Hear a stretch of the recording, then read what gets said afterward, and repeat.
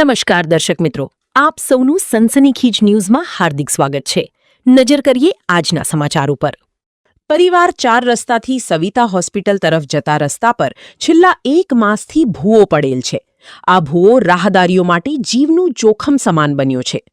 વડોદરા મહાનગરપાલિકાના કમિશનર શ્રી અધિકારીઓને રેનકોટ પહેરીને ફિલ્મ પર જવા માટે સૂચના કરી રહ્યા હોય ત્યારે વડોદરા મહાનગરપાલિકાના અધિકારીઓ આવી સમસ્યાઓ બાબતે નિષ્કાળજી રાખે એ કેટલું યોગ્ય? વડોદરા શહેરમાં છેલ્લા કેટલાય દિવસોથી ભૂવા પડવાનો એક સિલસિલો ચાલી રહ્યો છે અને વડોદરા શહેરની જનતાના વેરાના નાણાંનો વેડફાટ થઈ રહ્યો છે। પાણી, ડ્રેનેજ તથા વરસાદી ગટરોના કામો માટે જે ખોદકામ કરવામાં આવે તે ખોદકામ કર્યા બાદ જે પ્રકારનું પુરાણ કરવું જોઈએ તે થતું નથી અને વારંવાર આવા ભૂવાઓ પડે છે અને ગટર તથા પાણીની લાઈનો લીકેજ થવાથી વડોદરા શહેરમાં અસંખ્ય ભૂવાઓ પડી રહ્યા છે। આવી હલકી ગુણવત્તાની કામગીરી કરવા બદલ જે તે જવાબદાર અધિકારી અને ઇજારેદાર વિરોધ મ્યુનિસિપલ કમિશનર શ્રી કડક કાર્યવાહી કરે તે જરૂરી છે। કઈ જગ્યાએ શું છે ભૂવો?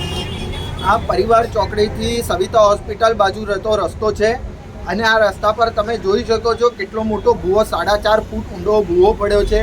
આની પહોળાઈ તમે જોશો તો 6 ફૂટની આસપાસ આની પહોળાઈ છે। આટલો મોટો ભૂવો આ વિસ્તારમાં પડ્યો છે। છેલ્લા 1 મહિના જેટલો સમય થઈ ચૂક્યો છે અને આ ભૂવો યથાવત સ્થિતિમાં છે। આજુબાજુ બેરિકેડિંગ કરી દેવાયું છે પણ વડોદરા મહાનગરપાલિકાના અધિકારીઓને શું આ ભૂવો દેખાયો નહીં હોય? તમે બેરિકેડિંગ કર્યું એનો મતલબ તમને ખબર છે કે અહીંયા ભૂવો પડ્યો છે, તો આ ભૂવો પૂરવાની તસદીક અત્યાર સુધી કેમ નથી લેવામાં આવી?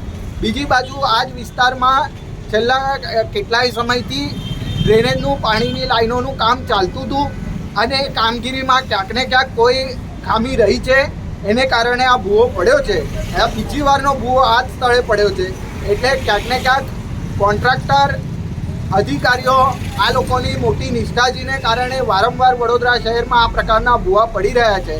એટલે મ્યુનિસિપલ કમિશનર શ્રી જે પ્રકારે વાતો કરે છે કે ભાઈ તમને ચોમાસાની અંદર રેનકોટ પહેરીને ફિલ્ડ પર ફરો, તો રેનકોટ પહેરીને તો છોડી દો, એમને એમ પણ તમે ફિલ્ડ પર નથી દેખાઈ રહ્યા। એટલે ક્યાંક ને ક્યાંક આ મોટી નિષ્ઠાજી છે એવું સ્પષ્ટપણે દેખાય છે।